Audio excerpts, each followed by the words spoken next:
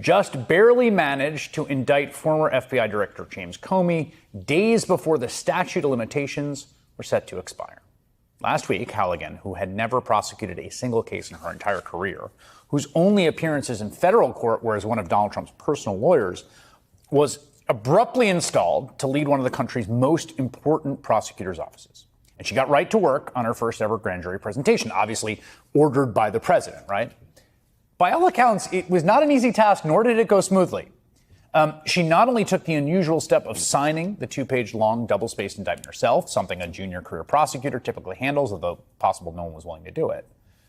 But people familiar with the matter tell CNN that DOJ headquarters declined to provide lawyers to assist her, and FBI agents and lawyers working to prepare her were denied their request for a paralegal professional to assist in the presentation. In the end, only 14 of the 23 grand juries voted to indict Comey on only 2 of the 3 counts, narrowly clearing the 12-vote threshold. So, Halligan's first time in the court as a prosecutor did not go smoothly either. As the New York Times reports, at one point, she entered the wrong courtroom. Mistakes can happen.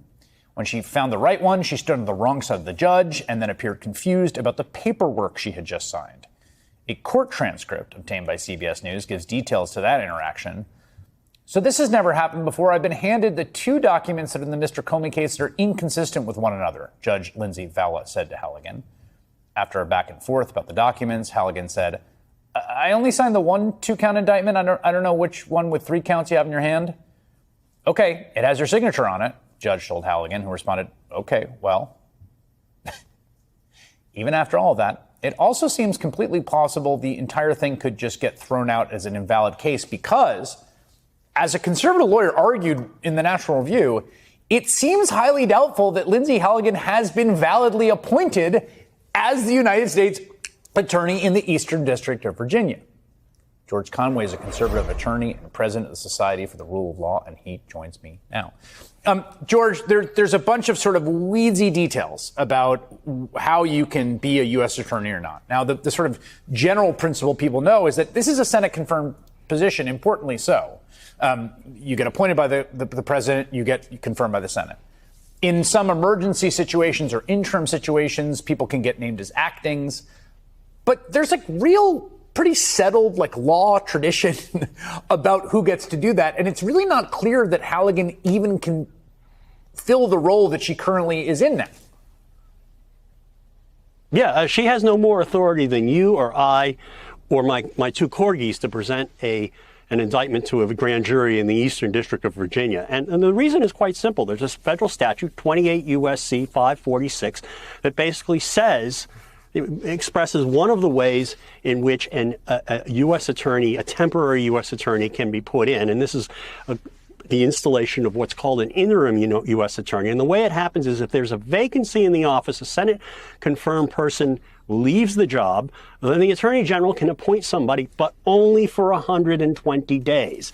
After that 120 days expires, then the judges of the district court in the district where the U.S. Attorney's office is can then appoint somebody to succeed that interim U.S. attorney as another interim U.S. attorney. And what happened here was there was a fellow named Siebert who had that 120-day appointment from the Attorney General and then was reappointed by the district judge. But the president didn't like him because he didn't want to file this stupid and meritless indictment against Comey. And so he resigned. And so bingo, here we have Lindsay Halligan, never appeared in a federal criminal case before, barely knows where to find her way in the courtroom. But I have to give her credit. I mean, if what had happened to her that day had happened to me, I'd want to crawl under a rock and never be heard from again. But welcome back to The Takeout. Thank you for hanging out with us. Transcripts from the court session where a federal grand jury returned the indictment of former FBI Director James Comey reveal the prosecution's handling of the case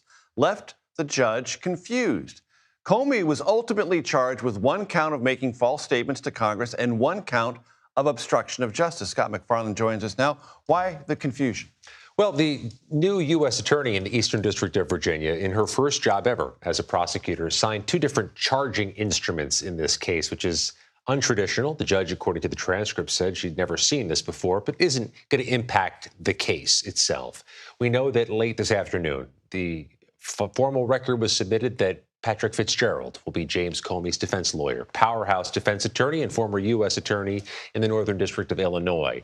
We know James Comey goes for an arraignment Thursday, a week from Thursday, in Alexandria, Virginia. But there's always the possibility, Major, the Department of Justice comes in with a superseding indictment, a newer, larger indictment that adds more charges, or at least adds more detail to a bare-bones charging document so far. Why are you thinking that might happen? Because so little is in this initial indictment. There's such little detail. It's boilerplate almost. It's barely a page and a half. And these allegations against a high-profile defendant could come with a larger explanation, more details, or even more charges before now and then. Scott, importantly, over the weekend, the president and others around him in the echo chamber of MAGA began to talk about FBI agents and January 6th and pre-positioning or involvement. Help my audience, help our audience understand fact and fiction. Let me draw the connective tissue first to James Comey. The president last night indicated that he may seek or monitor an investigation of former FBI Director Chris Wray, who oversaw the FBI's response to January 6th.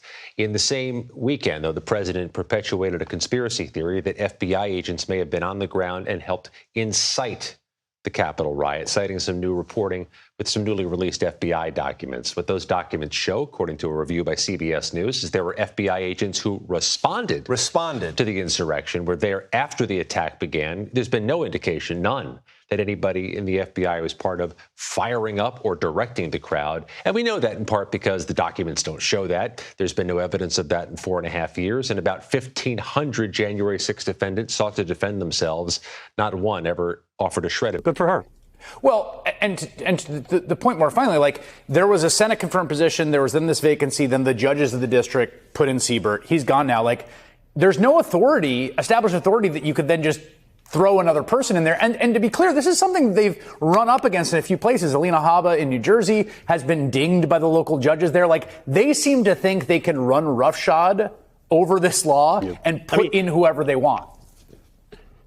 Yeah. I mean, there's another method by which they could put in an acting U.S. Acting U.S. attorney, but that person has to be already Senate confirmed and already in the Justice Department. And Lindsay Halligan was neither. She was working as a hack in the White House.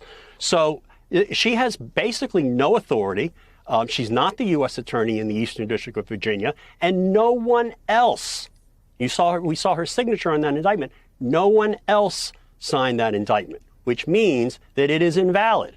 And because no other valid attorney in the Eastern District of Virginia's U.S. Attorney's Office signed the indictment, and because the statute of limitations has run, this case is over.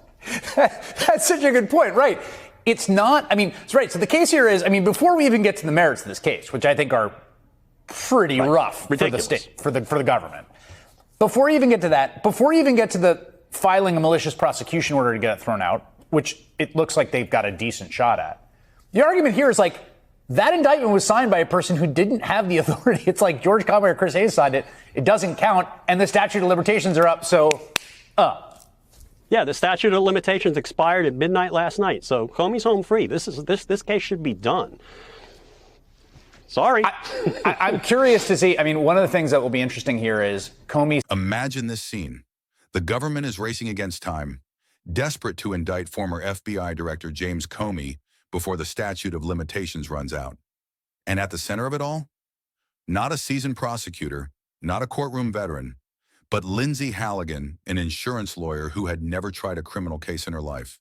Suspense doesn't get sharper than that. But what happened inside the courtroom felt less like law and order and more like a legal comedy.